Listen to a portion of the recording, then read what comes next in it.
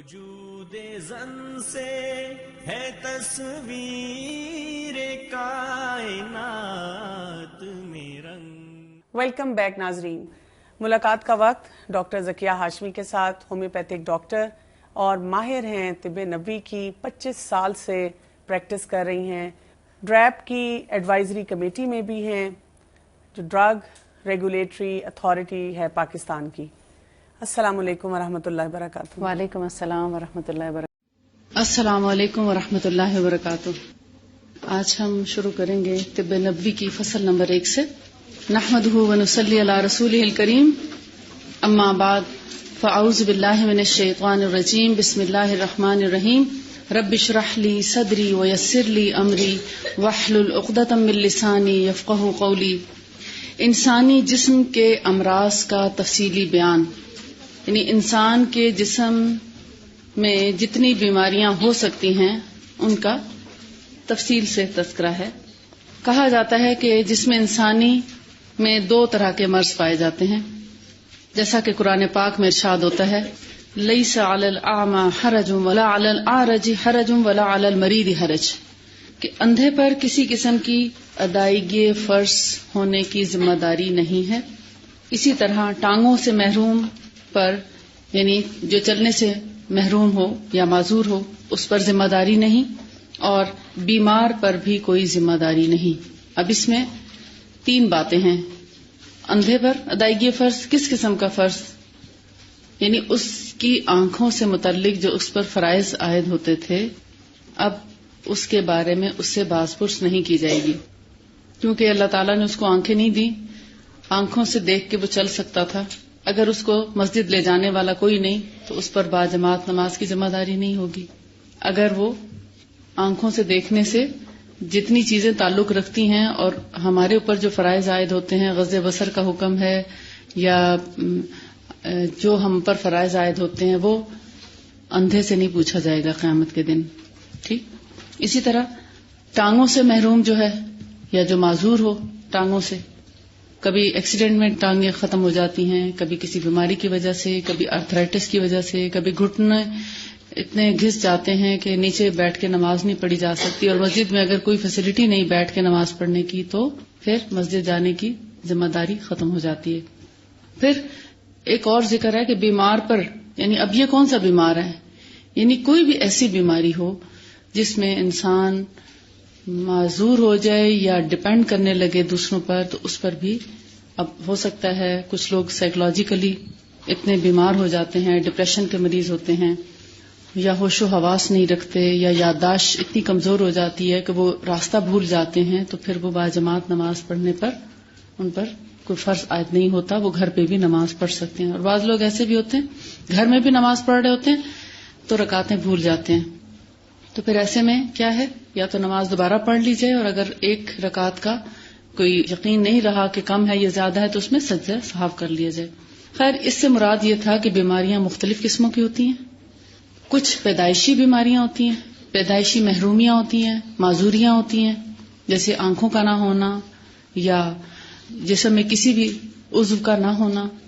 بعض دفعہ آپ دیکھتے ہیں انگلیاں کم ہوتی ہیں یا زیادہ ہوتی ہیں. بعض دفعہ ٹانگوں سے معذور ہوتے ہیں بچے، پولیو ہو جاتا ہے. یا یہ ایک ہوتا ہے پیدائشی چیزیں، ایک ہوتی ہیں بچپن سے ہی ایک مستقل تکلیف شروع ہو جاتی ہے جو کم ہی ٹھیک ہو پاتی ہے. یعنی علاج کے باوجود بعض بیماریاں ٹھیک نہیں ہو پاتی، یا ہمیں نہیں معلوم ہوتا کہ اس کا کیا علاج ہے، آیا ہو بھی سکتا ہے یا نہیں، ہم اس کے بارے میں نہیں جانتے. تو جس کی وجہ سے ایک مریض جو ہے مستقل بیمار بنا رہتا ہے. یہاں پر جتنی آپشنز دی ہیں سمجھانے کا مطلب یہ ہے کہ انسان جب بیمار ہوتا ہے تو بیمار کے ساتھ کچھ رعایت بھی ہوتی ہے، اور بیماریاں بھی مختلف نوعیت کی ہوتی ہیں. کچھ پیدائشی، کچھ مستقل. جیسے شوگر ہو جائے تو عموماً یہی قیاس کیا جاتا ہے کہ ایک دفعہ ہو جائے تو پھر ختم نہیں ہوتی. اور اسی طرح آج کل کی کچھ جدید بیماریاں بھی ہیں. کینسر کے بارے میں ایک خوف پایا جاتا ہے کہ زیادہ تر کینسر ٹھیک نہیں ہوتے، بہت کم ہیں جو ٹھیک ہو جاتے ہیں، لیکن تناسب ان کا کم ہے. اور اسی طرح اگر ہمارے جسم کی اندر پائی جانے والی بیماریاں ہیں تو ان کو ٹھیک کرنے کا کیا کیا طریقہ ہے، اس کے بارے میں 3 چیزیں بتائی گئی ہیں.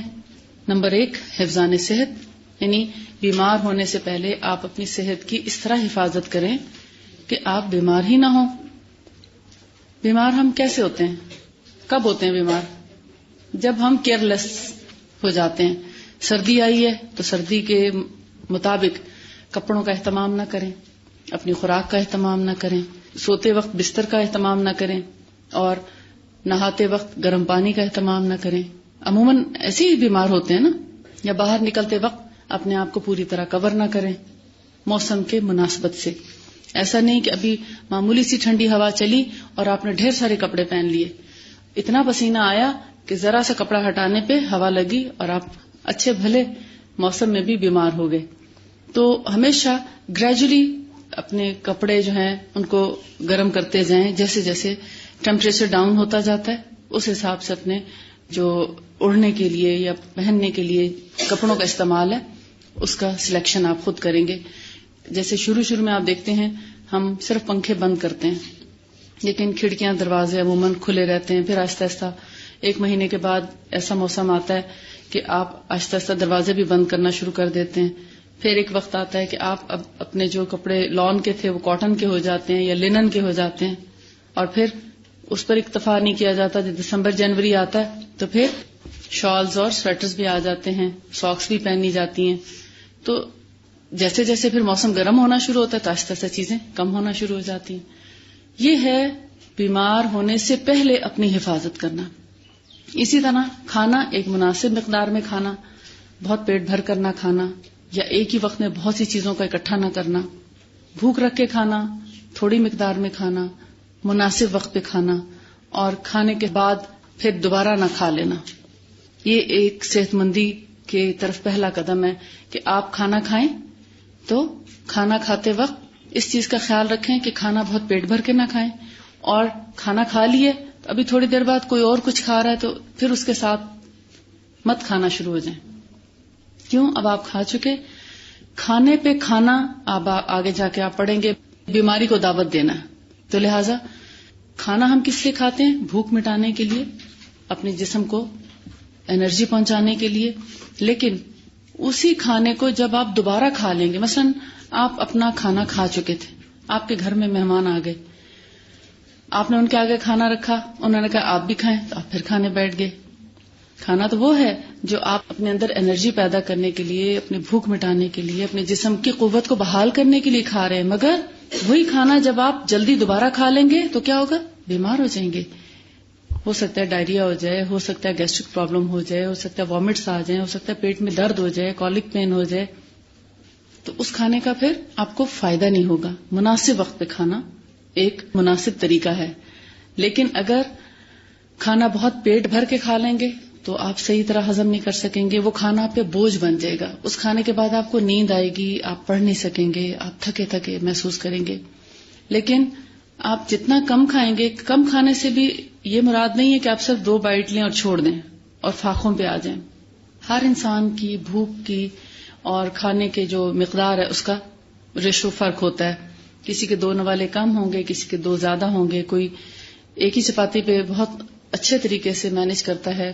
کچھ لوگ ایسے بھی ہیں جو ایک بھی پوری نہیں کھاتے ایک وقت میں، اور کچھ ایسے ہیں جو 1.5 کھاتے ہیں اور کچھ 2 بھی کھا لیتے ہیں جبکہ وہ زیادہ ہے. اور کچھ لوگ 3 ٹائم کھاتے ہیں، اور کچھ لوگ پھر ان ڈیوریشنز کے دوران بھی چائے، جوس، پانی تو خیر حرج نہیں، آپ جتنا بھی دن میں پئیں، جتنی آپ کو پیاس ہے ضرور پینا چاہیے. پیاس سے کم بھی نہیں پینا چاہیے اور پیاس سے بہت زیادہ بھی نہیں پینا چاہیے. ہائیڈرو تھراپی اس وقت ٹریٹمنٹ چلا ہوا ہے، لیکن اس کے کچھ سائیڈ ایفیکٹس بھی ہیں. اس وقت جب آپ خالی پیٹ 4 سے 8 گلاس پی جاتے ہیں اور اس سے پہلے کچھ بھی نہیں لیتے، اگر آپ شہد کا 1 گھونٹ پی لیں اس سے پہلے اور پھر آپ جتنا پانی پینا چاہیں یا آپ کی طلب ہے اس سے اگر 1 گلاس زیادہ بھی پی لیں تو آپ کو وہ پانی کچھ تکلیف نہیں پہنچائے گا. لیکن اگر شہد پیے بغیر آپ نے صرف پانی پیا تو آپ کے جسم کے اندر کے جو منرلز ہیں یا وٹامنز ہیں وہ یورین کے ذریعے آپ کے ویسٹ ہونا شروع ہو جائیں گے، اور پھر آپ کو تھوڑے دنوں میں ویکنس کا احساس ہوگا. دردیں تو ہو سکتا ہے کم ہو جائیں، مگر آپ کی کڈنیز کے اوپر لوڈ پڑے گا کسی بھی جسم کے حصے پر ایسا لوڈ نہ ڈالیں کہ وہ تھک کے فیلئر کی طرف جانا شروع ہو جائے. اگرچہ یہ علاج نوجوانی میں تو کامیاب ہے مگر بڑھاپے میں کامیاب نہیں ہے. ہر علاج کے لیے دیکھنا پڑتا ہے کہ یہ کس عمر کے مریضوں کے لیے اور کس قسم کے مریضوں کے لیے فائدہ مند ہے. ہر شخص ہائیڈرو تھراپی نہیں کرا سکتا کیونکہ ہر شخص کے گردے اتنے ایکٹیو نہیں ہوں گے کہ وہ اس پانی کو ریگولیٹ کریں اور یورین جو ہے آتا رہے اور آپ اس کو مینج کر سکیں. سب نہیں کر پائیں گے. اس لیے علاج کو اپنانے کے لیے یا علاج کی طرف جاتے وقت بھی احتیاط سے کام لیں. یہ بھی حفظان صحت کے اصولوں کی طرف ایک قدم ہے. یعنی حفظان صحت کے جو اصول ہیں اس میں نہ صرف یہ کہ آپ بیمار ہونے سے پہلے حفاظتی تدابیر کریں بلکہ علاج کے لیے بھی اگر آپ جانا چاہتے ہیں تو اس میں بھی آپ محتاط رہیں کہ آپ کو کون سا طریقہ علاج جو ہے وہ سوٹ کرے گا. اب نمبر 2 جو ہے مرض اور اذیت کا تدارک. مرض یعنی بیماری اور اذیت کوئی بھی تکلیف. بیماری آپ سمجھتے ہیں نا, جیسے بیماریوں کے نام ہیں ٹائیفائڈ, نمونیا, چیچک, کھانسی, نزلہ, بخار, ہیپیٹائٹس, بیماریوں کے نام ہیں. اور ایک ہے اذیت. اذیت ہوتا ہے کچھ نہ کچھ تکلیف کا ہونا, جیسے آپ بیٹھے بیٹھے تھک جاتے ہیں, ٹانگوں میں کمر میں تکلیف ہو سکتی ہے, سر میں درد ہو جاتا ہے, تھکاوٹ, فٹیک, یہ اذیت ہے نا. چھوٹی چھوٹی چیزیں جو انسان کو بودر کرتی رہتی ہیں. یا آپ کو ہو سکتا ہے گھر کی طرف سے کوئی ٹینشن ہو کہ گھر جا کے مجھے یہ اور یہ کرنا ہے, میں کیسے مینج کروں گی, وہ سٹریس. ایک ہے پراپر بیمار ہونا, اتنا بیمار ہونا کہ آپ کو بستر پہ جانا پڑے, آپ یہاں نہ آ سکیں. اور ایک ہے ہلکی پھلکی تکلیف کے ساتھ آپ یہاں پہنچ ہی جاتے ہیں. تھوڑا بہت جسم میں درد ہوتا ہے, تھوڑا بہت نزلہ ہے, تھوڑا بہت جسم میں درد یا تھکاوٹ یا سر میں درد, لیکن اس کے باوجود آپ آ جاتے ہیں کہ یہ میں مینج کر لوں گی. اب بیمار جب ہو جائیں تو کیا کرنا چاہیے؟ بیماری کا علاج کرنا چاہیے. بھوک بھی ایک اذیت ہے, پیاس بھی اذیت ہے. آپ کو باتھ روم جانا ہے وہ آپ کے لیے اذیت ہے. آپ کو سٹول آیا ہے, حاجت ہے, تو آپ کے لیے اذیت ہے. کہ آپ نہیں جا رہے تو اذیت ہے. کیسز فیل کر رہے ہیں گیدرنگ میں, آپ ریلیز نہیں کر پاتے تو ایک اذیت ہوتی ہے. ٹھیک ہے, ان اذیتوں کا تدارک کرنا ہے, دور کرنا.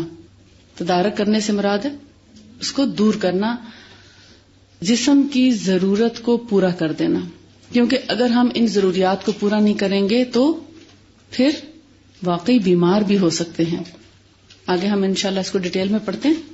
پھر ہے نمبر 3 مواد فاسدہ, یعنی ایسا مواد جس سے بیماریاں پیدا ہوتی ہیں ان کو انسانی جسم سے باہر نکال پھینکنا. جیسے بوائلز بن جاتے ہیں, پس والے پھوڑے, پھنسیاں, یا گندے مادے اور کون سے ہو سکتے ہیں. مثلا نوزیا ہو رہا ہے, وامٹ آ رہی, مگر آپ کرنا نہیں چاہ رہے, اس کو یعنی روکنے کی کوشش کریں نہیں, اس کو نکال دیں, وامٹ کر دیں. اور اگر یورین آیا ہے تو جا کے کر آئیں, سٹول آیا کر دیں. اسی طرح جسم سے پسینہ ایک مناسب مقدار میں خارج ہونا چاہیے. وہ سردیوں میں بھی ہونا چاہیے, وہ گرمیوں میں بھی ہونا چاہیے. اگر سردیوں میں آپ کو پسینہ کسی بھی وقت نہیں آتا تو پھر آپ کسی نہ کسی بیماری میں مبتلا ہو سکتے ہیں. لہٰذا جسم کو اتنا ضرور گرمائیں سردیوں میں بھی کہ وہ پسینے سے ایک تھوڑا بہت شرابور ضرور ہو جائے. یعنی اتنی ایکسرسائز, اتنی واک یا اتنا کام کسی نہ کسی ایک وقت پر بھی, کم از کم ایک وقت پر بھی آپ کو پسینہ ضرور آ جانا چاہیے. تبھی جسم کا حق ادا ہوتا ہے اور جسم صحت مند رہتا ہے. اب یہ جو 3 اصول انہوں نے بتائے ہیں, اس کے اوپر آگے امام ابن القیم الجوزی خاصی ڈیٹیل سے بات کرتے ہیں. اور اس سے پہلے سورہ البقرہ کی 83 آیت میں بتاتے ہیں فمن کان منکم مریضا او علی سفر فعدۃ من ایام اخر, کہ اللہ تعالیٰ نے بیمار کو سہولت دی ہے کہ اگر وہ بیمار ہو تو روزہ, یا سفر پر ہو تو روزہ دوسرے دنوں میں ملتوی کر دے یا مؤخر کر دے. یعنی بیمار کا علاج کیا ہے کہ وہ جسم پر ناروا بوجھ نہ ڈالے. اس سے مراد یہ ہے کہ اگر آپ بیمار ہو گئے ہیں اور آپ روٹین ورک نہیں کر پا رہے تو پھر تھوڑا سا جسم کو ریسٹ دیں تاکہ باقی دنوں کے کام آپ بخوبی کر سکیں، کیونکہ بیماری کی حالت میں جب انسان اپنے جسم پر ترس نہیں کھاتا، ہر وقت تو ترس نہیں کھانا چاہیے نا. ہاں اگر بیمار ہیں، تکلیف ہے، تو پھر جسم کو اتنی سہولت دیں کہ وہ جلدی ٹھیک ہو جائے. اللہ تعالیٰ نے روزے میں بیمار کو اور مسافر کو سہولت کیوں دی؟ آپ دیکھتے ہیں جب آپ سفر پہ جاتے ہیں تو بھوک زیادہ لگتی ہے. مسلسل اگر آپ سفر کر رہے ہیں، یہاں سے آپ ملتان جا رہے ہیں یا لاہور جا رہے ہیں گاڑی میں، آپ کا خواہ دل چاہتا ہے کچھ نہ کچھ چکھنے کو. حالانکہ روٹین میں آپ یہاں سارا دن بیٹھے رہتے ہیں، شاید ایک بائٹ بھی نہیں لیتے، یا تھوڑی سی بریک جب ہو تو تھوڑا بہت کچھ چکھ لیں، یا شاید پانی پینے سے بھی آپ مطمئن ہو جاتے ہوں. لیکن جب کسی بس یا کار یا گاڑی میں یا ٹرین میں آپ سفر کر رہے ہیں تو مسلسل وہ ہلتی رہتی ہے نا، اس سے کھانا جلدی ڈائجسٹ سا ہو جاتا ہے اور دل چاہتا ہے کچھ چکھ لیں. یعنی بے شک بھاری چیز نہ ہو لیکن سنیک ہلکا پھلکا لینے کو دل چاہتا ہے. لیکن اگر آپ روزے سے ہوں تو پھر دل چاہے گا اور آپ کھا نہیں سکیں گے، تو ہو سکتا ہے اس کی وجہ سے سر میں درد ہو جائے یا سر بوجھل ہو جائے یا کوئی اور تکلیف آپ محسوس کریں. تو اللہ تعالیٰ نے بیمار اور مسافر کو اسی وجہ سے اجازت دی کہ بیمار ایک وقت میں پیٹ بھر کے یا مطمئن ہو کے کھانا نہیں کھا سکتا، تھوڑا تھوڑا چکھتا ہے، بار بار لیتا ہے، اور یعنی اس کو ایک وقت میں آپ کھانا دیں تو ہو سکتا ہے 2 سے 4 بائٹ لے اور چھوڑ دیں، پھر تھوڑی دیر بعد بھوک لگے گی، کچھ نہ کچھ دینا پڑتا ہے. لہذا معافی ہے. وہ حکمت یہ ہے کہ اگر آپ بیماری محسوس کر رہے ہیں اور روزہ چھوڑ کر اپنی دوا اور غذا اور صحت کا خیال کرتے ہیں تو کیا ہوگا؟ ہو سکتا ہے ایک ہی روزہ چھوٹے اور باقی سارے روزے آپ بہت اچھے طریقے سے رکھ پائیں. لیکن وہ ایک روزہ جو آپ نے سوچا کہ نہیں میں ٹھیک ہو جاؤں گی اور میں روزہ رکھتی جاتی ہوں، خود ہی ٹھیک ہو جائے گا، یا میں دوا سحری اور افطاری میں لے لیتی ہوں اور میں روزہ نہیں چھوڑتی، تو کیا ہوتا ہے بعض اوقات باقی سارے روزے بھی آپ کے اسی میں خرچ ہو جاتے ہیں اس ایک دن کی لاپرواہی کی وجہ سے. اگر اس نیت سے آپ روزہ چھوڑیں کہ میں اس لیے روزہ چھوڑ رہی ہوں کہ آج میں اپنا بھرپور خیال رکھوں تاکہ میں باقی جو 20-25 دن کے روزے ہیں وہ صحیح طریقے سے رکھ پاؤں، تو وہ روزہ چھوڑنا آپ کے لیے برا نہیں ہے، وہ فائدہ مند ہے، کیونکہ آپ نے اپنی صحت کی حفاظت وقت پہ کر لی. اسی اصول کو مد نظر رکھتے ہوئے رائٹر نے آگے یہ 10 چیزیں بیان کی ہیں. اگر ان میں آپ دیکھیں، احتباس، اس میں کہتے ہیں کہ جن چیزوں سے احتباس اور استفراغ، احتباس کہتے ہیں حبس سے ہے، احتباس ہے بے سین، حبس. جیسے جولائی اگست میں حبس ہو جاتی ہے نا، وہ کیا ہوتا ہے؟ ہوا رک جاتی ہے تو ہم کہتے ہیں حبس ہو گئی. یا دروازے آپ بند کر دیں تو کہتے ہیں نہیں اندر بڑی حبس ہے. کیا ہوتا ہے؟ ہوا رک جاتی ہے، وینٹیلیشن ختم ہو جاتی ہے، ہوا کا گزر ختم ہو جاتا ہے تو حبس ہو جاتی. احتباس اسی سے ہے، یعنی کسی بھی چیز کا روک دینا یا رک جانا. اور استفراغ کہتے ہیں چل پڑنے کو، فراغت سے ہے، فراغ، فرغا، غین، فرغ، استفراغ یعنی فارغ ہونا یا فارغ کرنا، جسم سے وہ چیزیں نکال باہر پھینکنا یا جسم کو ان چیزوں سے فارغ کر دینا، فراغت، استفراغ. کلیئر ہو گیا؟ احتباس کا مطلب ہے رک جانا یا روک دینا، اور استفراغ نکال دینا یا نکل جانا. کہتے ہیں جس میں انسانی جن چیزوں کے روکنے یا زیادہ مقدار میں خارج ہونے سے بیمار ہوتا ہے، کہتے ہیں بہت زیادہ خارج کرنے سے بھی، ہائیڈرو تھراپی کریں گے، یورین زیادہ لائیں گے تو اس سے بھی آپ کو کئی بیماریاں ہو سکتی ہیں. اور اگر آپ روک دیں گے، یورین بہت دیر تک نہیں کریں گے تو بھی بیمار ہوں گے. وہ کہتے ہیں ان کو بیلنس طریقے سے لے کے چلنا چاہیے ان 10 چیزوں سے، تو آپ بہت سی بیماریوں سے بچے رہ سکتے ہیں. اور یہ 10 چیزیں جو ہیں ان کو آپ اپنے پاس لکھ لیں اور اس کے اوپر غور کیجئے کہ ہاں واقعی یہ چیزیں آن دا ہول ہماری ہیلتھ کو امپروو کرنے کے لیے بڑی ہی کارآمد چیزیں ہیں اگر ہم ان اصولوں کو مد نظر رکھیں. ان میں سے ایک بھی چیز جب آپ پوری نہیں کرتے، جس میں انسانی کی جو ضرورت ہے اس کو پورا نہیں کرتے، تو کیا ہوتا ہے؟ آہستہ آہستہ وہ کسی نہ کسی بیماری کی شکل میں سامنے آتی ہے. تو آئیے دیکھتے ہیں وہ 10 چیزیں کون سی ہیں. نمبر 1، خون کا جوش مارنا، جسے ہیجان دم کہتے ہیں، یعنی رک جانا. اب آپ کہیں گے ہیجان دم کیا ہوتا ہے؟ ہیجان کس کو کہتے ہیں؟ ایموشنز یا یعنی جوش جس کو کہتے ہیں نا، جوش، جذبہ. اب خون جو ہے جوش کب مارتا ہے؟ غصے میں بھی ہو سکتا ہے، خوشی میں بھی ہو سکتا ہے، اچانک جیسے ایک دم کوئی آپ خبر سنتے ہیں یا سٹریس میں آتے ہیں تو اس سے بھی. اور بعض اوقات ایکسیڈنٹ ہوتا ہے تو اس میں ایک تو خوف ہوتا ہے، اور دوسرا جب وہ خون چلتا ہوا انسان دیکھتا ہے تو اس سے بعض اوقات روڈ ایکسیڈنٹ میں یا کسی بھی ایسی انجری میں، ٹراما میں، جب بلیڈنگ بھی ساتھ ساتھ ہوتی ہے، اور بعض دفعہ بلیڈنگ نہیں ہوتی، چوٹ لگتی ہے اور انٹرنل بلیڈنگ ہو جاتی ہے، تو یعنی مختلف کیفیات ہیں خون کے جوش مارنے میں. اس میں ہائی بلڈ پریشر بھی آ جاتا ہے، اس میں ٹراما، انجری. اس میں اگر انٹرنل بلیڈنگ ہے تو کیا ہوگا، اندر ہی اندر خون چلنا تو چاہتا ہے لیکن وہ چوٹ لگنے کی وجہ سے جو نیل پڑتا ہے نا، خون جم جاتا ہے. اب وہ پیچھے سے بلڈ تو پریشر مار رہا ہے، جانا چاہ رہا ہے رگوں میں، دوڑنا چاہ رہا ہے، مگر آگے جمود ہو گیا، جم گیا خون، وہ آگے نہیں جانے دے رہا. اسی طرح کولیسٹرول جب زیادہ ہو جاتا ہے اور ٹرائیکلیسرائڈز جب بلڈ کے اندر زیادہ ہو جاتے ہیں، یوں سمجھ لیں کہ جب خون میں چربی زیادہ ہو جاتی ہے تو کیا ہوتا ہے، وہ آہستہ آہستہ ہماری رگوں میں جمنا شروع ہو جاتی ہے، اور پھر آخر کار وہ دل کے جو والو ہیں ان میں بلاکیج ہونا شروع ہو جاتی ہے. جب ہارٹ کے والوز بلاک ہو جاتے ہیں تو کیا ہوتا ہے، اب خون تو اسی طرح ہارٹ پمپ کرنا چاہ رہا ہے مگر اس کو اسپیس نہیں مل رہی، اس کو پمپ کرنے کی جگہ نہیں مل رہی، تو کیا ہوتا ہے، اور سٹریس بڑھتا ہے اور ہائی بلڈ پریشر ہوتا ہے، یعنی بلڈ پریشر جو ہے وہ ہائی ہونا شروع ہو جاتا ہے. اور اسی طرح آپ سینٹیمنٹل ہوتے ہیں مگر اپنے جذبات کا اظہار نہیں کرتے.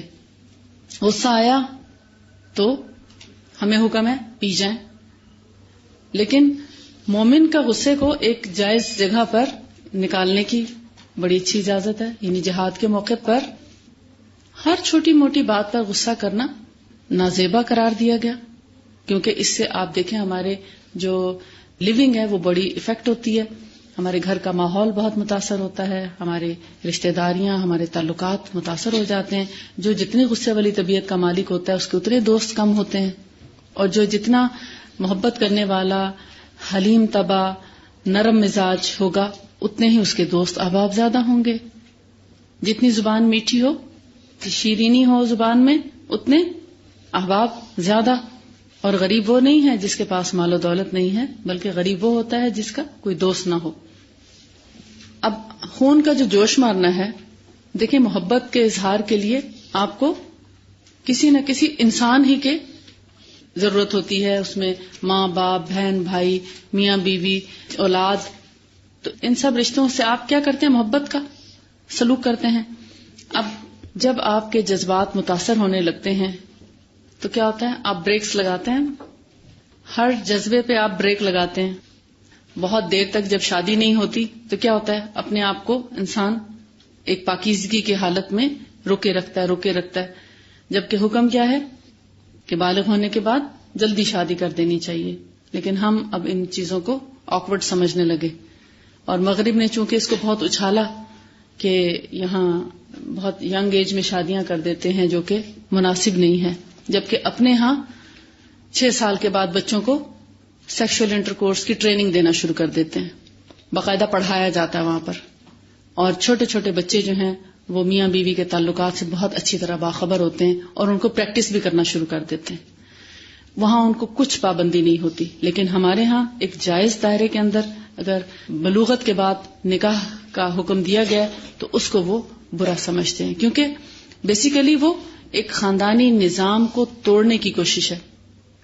ہمیں یہ سوچنا چاہیے کہ ہمیں جو اجازت دی ہے بلوغت کے فوراً بعد تو وہ کیوں ہے، یا اس کو پسندیدہ کیوں قرار دیا گیا، تاکہ معاشرہ برائیوں سے بچا رہے، کسی کی نظر دوسرے کے اوپر نہ اٹھے. اور پھر غیر شادی شدہ کو پھر بھی تھوڑا سا پیچھے رکھا ہے، جبکہ بیوہ اور رنڈوا کو پہلے، اگر کوئی بیوہ یا رنڈوا ہے تو اس کی شادی کماری سے بھی پہلے کی جائے، کیونکہ وہ پریکٹس میں تھا یا تھی، تو اس کو پہلے سے اس کی کوئی نہ کوئی یعنی کہ شادی کا بندوبست کرنا چاہیے. جبکہ ہمارے ہاں اگر ایک دفعہ کسی کی ڈیتھ ہو جائے یا طلاق ہو جائے تو دوبارہ اس سے کوئی شادی نہیں کرتا، یعنی ایک معیوب چیز سمجھی جاتی ہے. جبکہ ایسا اسلام میں تو نہیں ہے. ہم کیوں پھر معیوب سمجھیں؟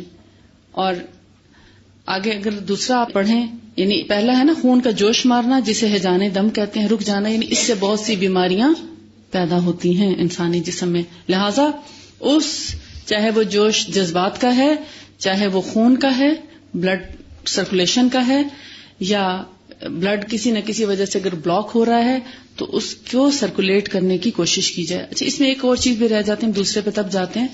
جیسے بعض اوقات کچھ لوگوں کے پاؤں بہت ٹھنڈے رہتے ہیں.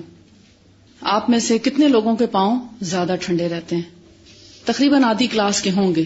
یہ دیکھ لیجئے آپ ریشو، یعنی کچھ لوگوں کے پاؤں زیادہ ٹھنڈے رہتے ہیں اور کچھ لوگوں کے پاؤں سردیوں میں بھی جلتے ہیں. کچھ لوگ ایسے جن کے پاؤں کی جلن ہوتی، ساکس نہیں پہن سکتے. کتنے لوگ ہیں؟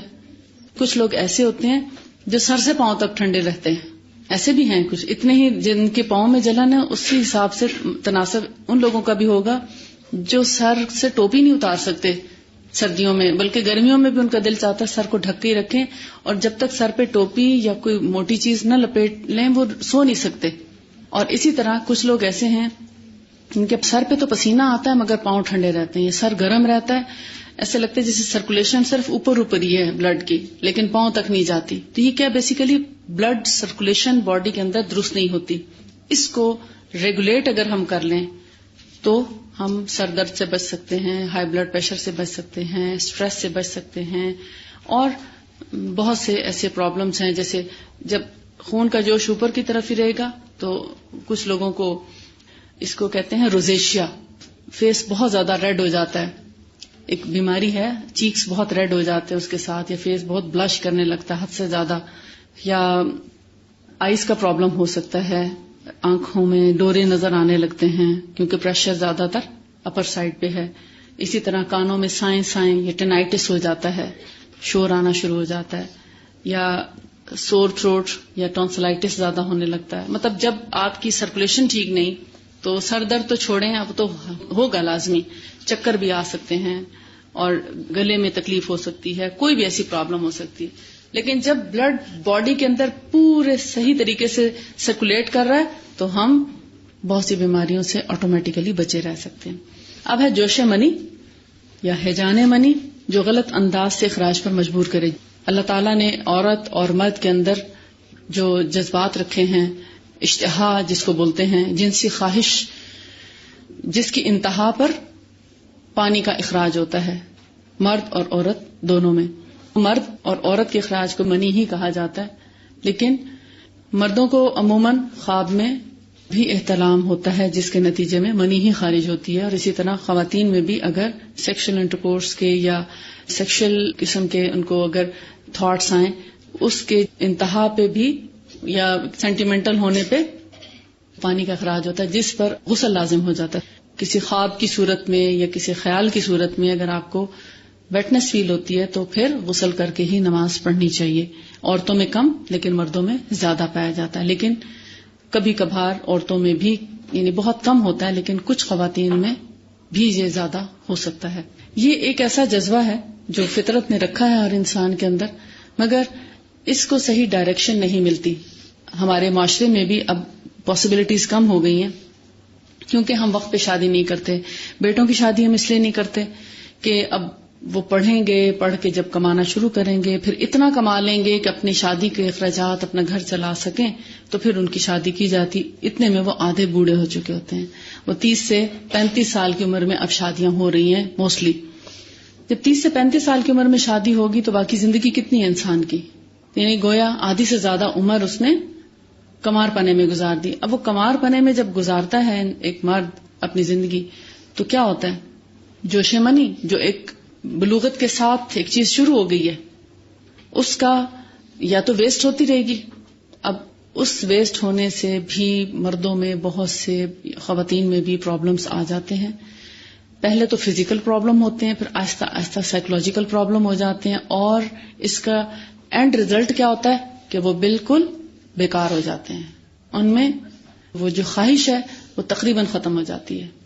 لہذا وقت پہ شادی کرنا اور اس اخراج کو مناسب انداز میں خارج کرنا ہی صحت مندی ہے. بہرحال جوش منی، ہیجان منی جو غلط انداز سے اخراج پہ مجبور کرے، یعنی اگر تو آپ شادی کا بندوبست کر دیتے ہیں، نکاح کا بندوبست کر دیتے ہیں، تو کیا ہے، یہ صحیح طریقہ ہے اس منی کو خارج کرنے کا. اور نکاح کے علاوہ جتنے طریقے ہیں وہ سب غلط ہیں، حرام ہیں. اسلام نے اس پر پوری طرح بین لگایا ہے اور اس کی قطعاً اجازت نہیں دی. ہاں، خواب میں اگر ہو جاتا ہے اس پہ انسان کا کنٹرول نہیں ہے، لیکن اگر آپ کے دن بھر کے خیالات پاکیزہ ہیں تو خواب میں بھی نہیں آتا. لیکن اگر دن میں دماغ اسی طرف گھومتا رہے تب آپ کو ایسی چیزیں خواب میں آتی ہیں. اگر آپ کا دھیان اللہ کی طرف ہے، اپنی ذمہ داریاں ادا کرنے کی طرف ہے، تو بعض اوقات ایک سال بھی گزر جاتا ہے، اس طرف خیال نہیں آتا. لیکن کچھ لوگوں کے اندر قدرتی طور پر ان جذبات کا غلبہ ہوتا ہے، تو ایسے لوگوں کی شادی جلدی کر دینی چاہیے. اب بعض اوقات رشتہ ہوتا ہے اور مرد جو ہے وہ صحیح مرد نہیں ہوتا یا نامرد ہوتا ہے، یا اس کی جو ڈیزائرز ہیں وہ ختم ہو چکی ہوتی ہیں، تو ایسے میں اسلام نے اجازت دی ہے کہ ایک عورت کے اندر اگر ایسے جذبات زیادہ ہیں تو وہ اس سے طلاق لے کر کہیں اور شادی کر سکتی ہے، یا گھر والے اس کی شادی کروا سکتے ہیں، نکاح کرا سکتے ہیں. ابن القیم الجوزی کہہ رہے ہیں کہ جوش منی اور ہیجان منی جو غلط انداز پر مجبور کرتی ہے، اس سے معاشرے میں زنا، فساد، قتل و غارت بڑھ جاتی ہے. اور اگر ہم اس کو ایک جائز انداز کے اندر رکھیں تو پھر یہ چیز جو بہت سے سٹریس، ڈپریشن اور بیماریوں کی وجہ بنتی ہے، یہ وجہ ختم ہو جائے. پھر ہے پیشاب کی شدت. یعنی پیشاب اگر آ رہا ہے تو آپ اس کو بیٹھے روکے رہیں کہ نہیں، جب بریک کا وقت آئے گا تبھی میں پاس کرنے کے لیے جاؤں. تو آپ کو چاہیے کہ کلاس شروع ہونے سے پہلے آپ فارغ ہو کے بیٹھیں. اگر آپ کو جلدی حاجت ہو جاتی ہے تو پھر آپ کو یورین پہلے کر کے پھر کلاس میں آنا چاہیے تاکہ آپ بریک تک اس کو ہولڈ کر سکیں. لیکن اگر آپ کو سردی کی وجہ سے یا کسی بھی وجہ سے، یا آپ جوس ایسا پی آئے ہیں کہ اس کے بعد آپ کو بار بار یورین آ رہا ہے، تو پھر آپ چلے جائیں اجازت لے کے، کیونکہ یورین کو بہت دیر تک ہولڈ کرنے سے بہت سی بیماریاں شروع ہو جاتی ہیں. اس میں سب سے پہلی جو ہے وہ ہے یورین پہ کنٹرول نہ رہنا. یعنی پھر آپ کو تھوڑا سا بھی یورین آتا ہے تو بلیڈر ایسے لگتا ہے کہ بس اب شاید پھٹ جائے گا، اور آپ کو جلدی جا کے یورین پاس کرنا چاہیے، ورنہ یورین لیک ہونا شروع ہو جاتا ہے کیونکہ ہولڈ ختم ہو گیا نا. اسفنکٹر لوز ہو جاتا ہے جو یورین کو ہولڈ کر کے رکھتا ہے. آہستہ آہستہ قطرے گرنا شروع ہو جاتے ہیں. جیسے حاجت ہوتی ہے تو بس آپ ناپاک ہو جاتے ہیں. تو بہتر کیا ہے، مناسب وقت میں یورین کو پاس کر رہے ہیں. مثلا آپ کو کبھی مارکیٹ جانا پڑا ہے، یا جیسے آپ کی کبھی پکنک کا ہوتا ہے پروگرام، یا آپ کسی سفر پہ جاتے ہیں، لمبی فلائٹ ہے، اب آپ کو باتھ روم اچھا نہیں لگتا، کہ آپ کا دل نہیں چاہتا کہ اس ٹوائلٹ کو یوز کیا جائے، تو پھر آپ یورین ہولڈ کیے رکھتے ہیں، اور جب تک سفر ختم ہوتا ہے تو آپ ایک اذیت سے دوچار رہتے ہیں. اور پھر اس کے بعد آپ کو یورین ہولڈ ہی نہیں رہتا. آہستہ آہستہ بلیڈر کو ویک کرتا ہے یورین کا بہت دیر تک ہولڈ کرنا. پھر ہائیڈرونیفروسس یعنی وہ بیکٹیریل انفیکشن ہونے کا بھی خطرہ ہوتا ہے. پھر پیشاب میں جلن کا مرض بھی اسی سے شروع ہوتا ہے، کیونکہ بعض اوقات کچھ قطرے پیشاب کی نالی میں آ کے رکے رہتے ہیں، آپ پاس آؤٹ نہیں کرتے تو وہ انفیکشن کر دیتے ہیں، کیونکہ ہے تو گندگی، تو اس کو جسم سے پاک صاف کر دینا چاہیے. اسی طرح پخانے کا زور، یعنی سٹول آیا ہے، آپ کو حاجت ہو رہی ہے کہ آپ کو باتھ روم جانا چاہیے، جا کے پخانا کر دیں. آپ چاہے گھر میں ہیں، کسی کام میں، کبھی دعوت میں لگے ہوتے ہیں، آپ کہتے ہیں اچھا بھی جاتی ہوں، اور آپ نہیں جاتے، اور پھر وہ ایک وقت آتا ہے حاجت رک جاتی ہے. کلاس میں بیٹھے ہیں، کہتے ہیں اچھا یہ لیکچر ختم ہو تو پھر جاؤں. کیونکہ بیسٹ روٹین کیا ہے، صبح صبح یہاں آنے سے پہلے پیٹ صاف ہو جانا چاہیے. اس صاف کرنے کے لیے یہ مراد نہیں کہ اب جا کے آپ زور لگائیں اور پریشر ڈالیں اور فشر ہو جائے اور خدا نخواستہ پائلز ہو جائیں، یا کچھ اور زور لگانے سے بھی ہارٹ پرابلم بھی ہو سکتا ہے. پخانے پہ کبھی زور نہیں لگانا چاہیے، نیچرلی آنا چاہیے. اس پہ زیادہ پش کرنے سے دل کی تکالیف، دل کے امراض شروع ہو سکتے ہیں. وہاں پر اینل فشر ہو سکتا ہے. فشر ہوتا ہے باقاعدہ ایک کٹ آ جاتا ہے، ٹیئر آ جاتا ہے، جس سے پھر بلیڈنگ شروع ہو جاتی ہے. یا بہت زیادہ پش کرنے سے قبض ہو، اور پش کرتے کرتے پائلز ہو جاتی ہیں، بواسیر ہو جاتی ہے. بہت زیادہ پش بھی نہیں کرنا چاہیے، لیکن بہت دیر تک ہولڈ بھی نہیں کرنا چاہیے، کیونکہ زیادہ دیر ہولڈ کرنے سے اسٹول ہارڈ ہو جائے گا تو بھی فشر ہوگا. اب ایک دفعہ اگر آپ کو حاجت ہو، آپ نے اپنے آپ کو روک لیا، دوسری دفعہ آپ کو موومنٹس بہت سلو آئیں گی، موومنٹس ہی ختم ہو جاتی ہیں، بال موومنٹس. آپ دیکھتے ہیں جب آپ کو اسٹول آتا ہے تو پیٹ میں ہلکا سا مروڑ اٹھتا ہے، دل چاہتا ہے کہ بس جلدی سے جائیں اور فارغ. اس وقت اگر آپ فوراً چلے جائیں تو پیٹ بالکل صاف ہو جاتا ہے، اور اگر تھوڑا سا انتظار کریں تو پیٹ بہت ہی اچھی طریقے سے صاف ہو جائے. لیکن اگر آپ پہلے تو روکے رکھیں اور پھر جائیں تو جلدی سے بس واپس آ جائیں، کھل کے حاجت نہ ہونے دیں، یعنی 1 منٹ میں آپ باتھ روم سے واپس آ جائیں، تو کیا ہوگا، آدھا سٹول آپ نے پاس کیا، آدھا آپ ایسے ہی اٹھ کے آ گئے. تو یہ گریجولی قبض بن جاتی ہے، یا پھر پائلز ہو جاتی ہیں، یا پھر گیسٹرک پرابلم شروع ہو جاتی ہے، یا پھر مستقل قبض کا عارضہ شروع ہو جاتا ہے. قبض کی بھی مختلف قسمیں وہ ہم انشاءاللہ قبض کے باب میں پڑھیں گے. اور پھر ہے ہوا کا رک جانا. ہوا کیا ہے؟ ہوا کہتے ہیں گیسز، یعنی آپ جب کھانا کھاتے ہیں تو بب آتا ہے، ڈکار آتا ہے کھانا کھانے کے بعد. چھوٹے بچے کو بھی دودھ پلاتے ہیں تو ڈکار دے کے اس کو لٹاتے ہیں.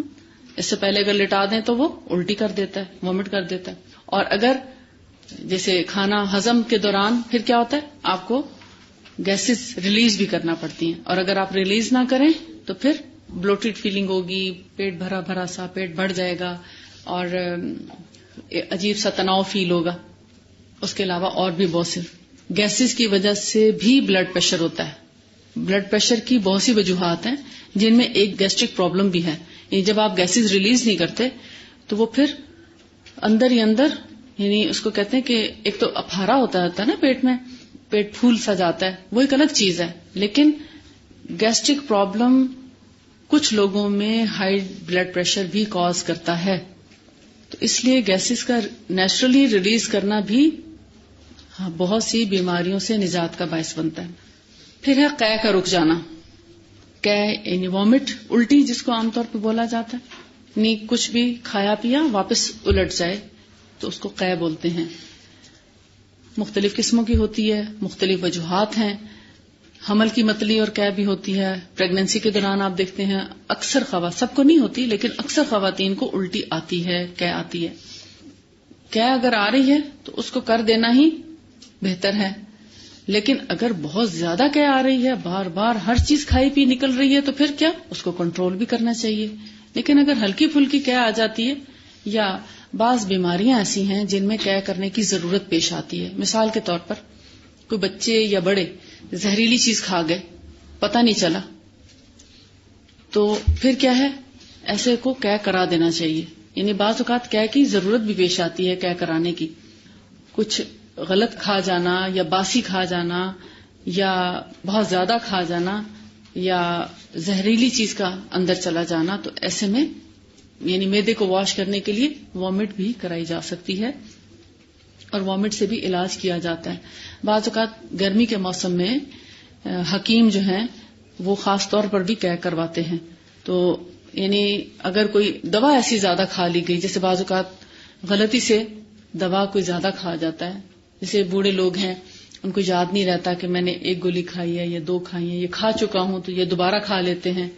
بعض اوقات نیند کی گولیاں لوگ زیادہ کھا جاتے ہیں تو اس سے کیا ہوتا ہے، ریئیکشن ہو جاتا ہے. تو ایسے میں بھی اسٹمک واش کیا جاتا ہے. چھینک روک لینا یا رک جانا. یعنی ایک ہے چھینکیں اتنی آنا کہ الرجی جس کو بولتے ہیں نا، سنیزنگ، یعنی مسلسل چھینکیں آتی رہتی ہیں، یا ایک وقت میں ایسا دورہ پڑتا ہے چھینکوں کا کہ ایک وقت میں بے شمار چھینکیں آ جاتی ہیں. تو پھر اس کا علاج ہونا چاہیے. لیکن اگر چھینک آئی ہے اور آپ کہیں آواز اچھی نہیں لگے گی چھینک مارنے کی، تو میں نہیں چھینک نہیں لیتی، اپنے آپ کو روک لیتے ہیں، تو کیا ہوگا، وہ جو گندا مادہ آپ کے سر سے نکلنے والا تھا وہ آپ نے روک لیا، ہو سکتا ہے وہ اندر آپ کے کچھ اور گڑبڑ کرے. وہ جو گندے جراثیم بعض اوقات ہم سانس کے ذریعے انہیل کر لیتے ہیں، یہ گندی فضا میں سانس لیتے لیتے باڈی جس کو ناپسند کرتی ہے اس کو چھینک کے ذریعے باہر پھینک دیتی ہے. لیکن چھینک مارنے کا ایک طریقہ ہے، قاعدہ ہے، اور ہمیں نبی صلی اللہ علیہ وسلم نے اس کا بہترین طریقہ سمجھایا کہ اپنا رومال کو اپنے ناک کے آگے رکھ کے پھر چھینک لو. ایسا نہ ہو کہ ہمارے گندے جراثیم پوری کلاس تک جو ہیں وہ روانہ ہو جائیں اور سب کو اس سے متاثر کریں. لیکن چھینک اگر آ رہی ہے تو اس کو روکنا نہیں چاہیے. ایون الرجی کی چھینکیں بھی روکنی نہیں چاہیے، اس کا علاج کرنا چاہیے تاکہ وہ بار بار چھینک نہ آئے. یعنی مناسب انداز میں چھینک آنی چاہیے، نیچرلی اگر کبھی کبھار چھینک آتی ہے تو اس کو روکنا نہیں چاہیے، اس سے بھی سر میں درد یا کوئی اور ایسے پرابلمز ہو سکتے ہیں. پھر ہے نیند کی شدت میں اس کو اچاٹ کر دینا. نیند بہت زیادہ آ رہی ہے تو آپ سو نہیں رہے. اس کا یہ مطلب نہیں کہ آپ کلاس میں آ کے نیند آ رہی تو سو جائیں. اس کا یہ مطلب ہے کہ رات میں اگر آپ کو 9 بجے نیند آ رہی ہے تو آپ 9 بجے سو جائیں. اگر آپ کا کوئی کام رکھا بھی ہے تو کوئی بات نہیں، اس کو اس طریقے سے تھوڑا سا مینج کر لیں کہ آپ اس کو صبح میں پورا کر سکیں، صبح جلدی اٹھ جائیں. اور اگر رات کو آپ کو 9 بجے نیند آنا شروع ہوئی اور آپ 12 بجے سوئے تو آپ کیا صبح سیٹسفیکشن ہوگی آپ کو نیند سے؟ سر میں درد ہو سکتا ہے، سر بھاری بوجھل، اور پھر طبیعت میں بھی ایک چڑچڑاپن پیدا ہو جاتا ہے. کسی کی بات پھر اچھی نہیں لگتی، صحیح طرح کھانے کو دل نہیں چاہتا، اور بھی بہت سے مسائل پیدا ہوتے ہیں. یا پھر اگر ایک شخص سو رہا ہے اور سوتے میں کسی نے آ کے دروازہ زور سے بجا دیا یا کچھ ایسا شور کیا کہ سوئے ہوئے کی آنکھ کھل گئی. اب آپ دیکھتے ہیں بہت سے لوگ ایسے ہیں جن کو نیند یا تو مشکل سے آتی ہے، اور اگر آئے بھی تو اتنی ڈیپ سلیپ نہیں لیتے، وہ کچی نیند ہوتی ہے ان کی، ذرا سے کھٹکے سے جاگ جاتے ہیں. تو پھر ایسے میں دوسرے کا بھی خیال کرنا چاہیے کہ اگر کوئی پاس سو رہا ہو تو اونچی آواز سے بات نہ کریں. یہ بھی ایک تہذیب کے اصول ہیں. اور ایسا شور نہ کریں. بعض دفعہ شاپر کی آواز ایسی ہوتی ہے کہ نیند میں سوئے ہوئے شخص کو بہت ڈسٹرب کرتی ہے، لیکن بہت سے لوگ ان چیزوں کا خیال نہیں کرتے. وہ شاپر میں سے کبھی کچھ نکال رہے ہیں، کبھی ڈال رہے ہیں، وہ دوسرا شخص سویا ہوا ساتھ اتنا ڈسٹرب ہو رہا ہوتا ہے. تو یہ دوسرے کو اذیت دینے والی بات ہے. اور دوسرے کی نیند جب ایک دفعہ اچاٹ ہو جائے تو پھر دوبارہ ویسی نیند نہیں آتی، اور ایک دفعہ نیند اچاٹ ہو جائے تو سر میں درد شروع ہو جائے گا. اور پھر بعض اوقات ایسا ہوتا ہے کہ نیند کا جو ڈیوریشن ہے وہ کم ہو جاتا ہے. بار بار نیند اچاٹ ہونے سے عادت پختہ ہو جاتی ہے کہ ہر 1 گھنٹے 2 گھنٹے کے بعد آنکھ کھل جاتی ہے. یعنی وہ جو ڈیپ سلیپ لیتا ہے نا انسان، 4 سے 5 یا 6 گھنٹے کی نیند ایک ہی وقت میں پوری نیند لے اور پھر اٹھے تو بالکل فریش ہوتا ہے. اگر آپ 4 گھنٹے بھی کنٹینیوسلی ڈیپ سلیپ لے لیں تو آپ 16 گھنٹے آرام سے کام کر سکتے ہیں. بلکہ 16 سے 18 گھنٹے بھی اگر آپ کام کریں تو آپ نہیں تھکیں گے. لیکن آپ 8 گھنٹے سوئے مگر آپ ہر 2 گھنٹے بعد آپ کی آنکھ کھلتی رہے یا کوئی نہ کوئی آپ کو جگا دے کسی وجہ سے، تو آپ وہ 8 گھنٹے بھی آپ کے لیے ناکافی ہو جائیں گے. وہ آپ کو ریسٹ نہیں پورا ملے گا. ڈیپ سلیپ ہونا زیادہ ضروری ہے، اور اس کے لیے آپ اپنا ایک ماحول کریٹ کرتے ہیں سونے کے لیے، کرنا چاہیے تاکہ آپ کو تھوڑے وقت میں آپ کی نیند پوری ہو اور زیادہ وقت کے لیے آپ کارآمد انسان بنے. لہذا نیند کی شدت میں نیند لے لینا بہتر ہے بنسبت اس کو اچاٹ کر. اگر فرض کریں ان کیس اگر آپ پڑھ رہے ہیں اور آپ کو نیند آ جاتی ہے، آپ نہیں سو سکے کسی مجبوری کی وجہ سے، تو سب سے پیچھے جا کے اور صرف 5 منٹ کے لیے آپ آنکھیں بند کر لیں تو آپ فریش ہو جائیں گے.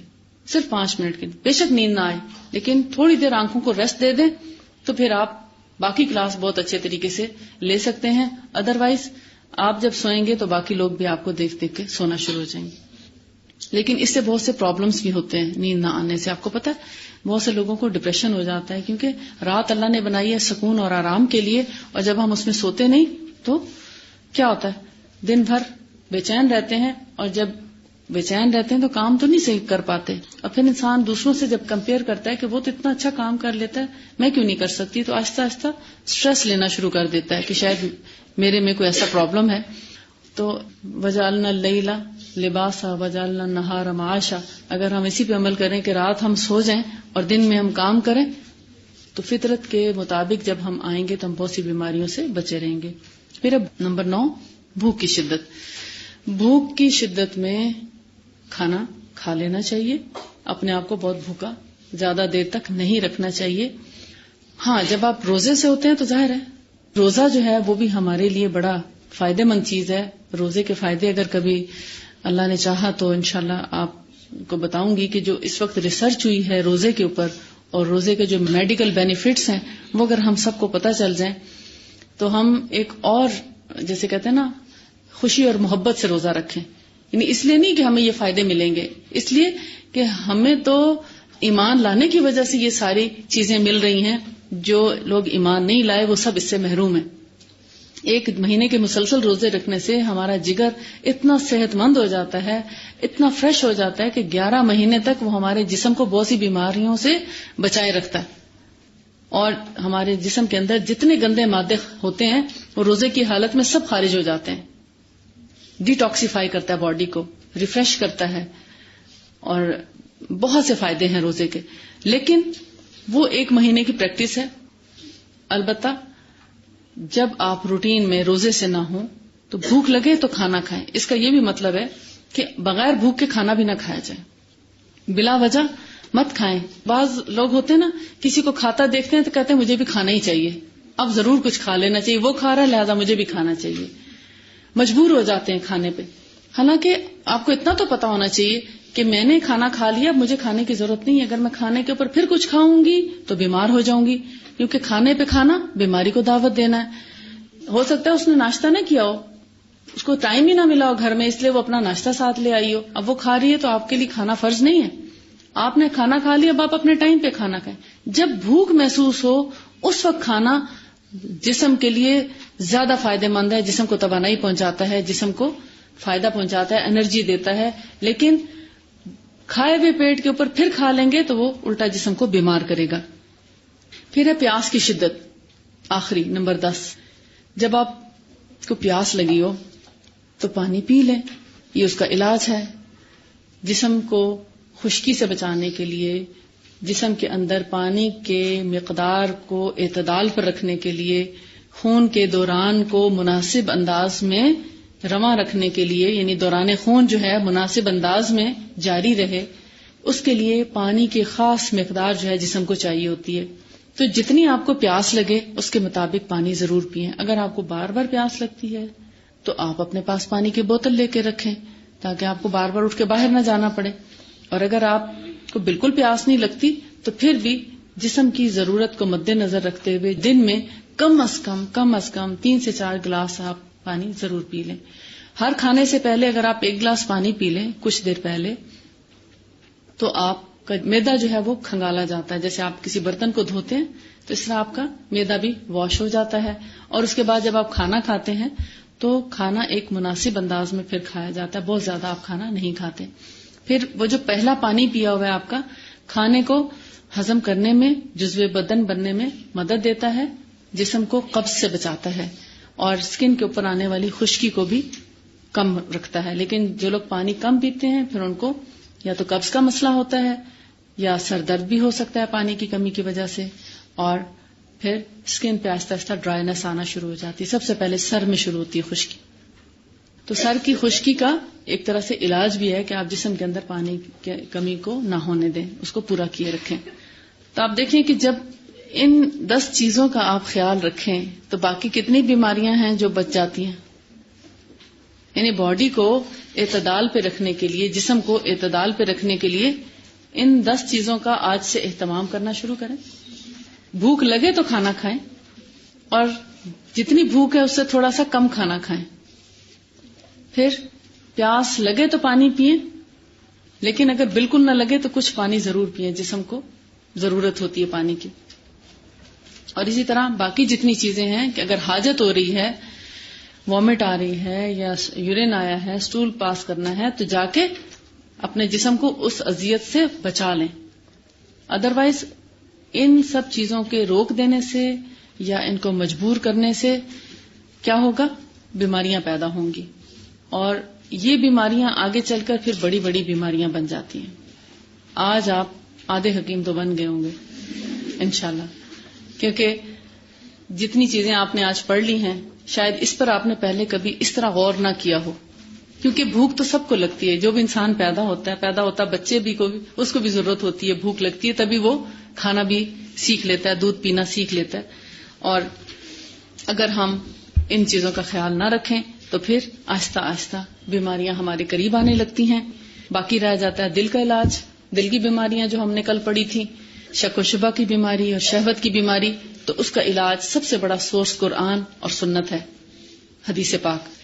26 پیج پہ رائٹر کہتے ہیں کہ رہ گیا دل کا علاج تو اس کا حق انبیاء اور رسول علیہ السلام کے لیے ہی تسلیم شدہ ہے. یعنی اللہ کے نبی جو آئے ہیں وہی دلوں کا علاج کرتے رہے سب سے بہتر، اور انہی سے اس کا علاج سب سے زیادہ ممکن ہے، اس لیے کہ دلوں کی صحت اور اصلاح تو یہی ہے کہ وہ اپنے پروردگار کو پہچاننے والے ہوں اور اپنے پیدا کرنے والے کو پہچانتے ہوں، اس کے نام اور اس کی صفات اور اس کے کاموں اور اس کے احکام سے پوری طرح واقف ہوں، اور اللہ تعالیٰ کی خوشنودی اور اس کی پسندیدگی کی جانب ان کا رخ ہو، یعنی اللہ کی رضا کی خاطر کام کرنے والے ہوں، اللہ کی خاطر بہت سی چیزوں سے رکنے والے ہوں، اور اس کی مناہی یعنی اس نے جن باتوں سے روکا ہے اور غصے کی باتوں سے پرہیز کرنے والے ہوں، ایسی بات بھی نہ کریں جس سے دوسرے کو غصہ آئے، اور نہ دوسروں کی باتوں سے خود مشتعل ہو کر غصہ آنے دیں،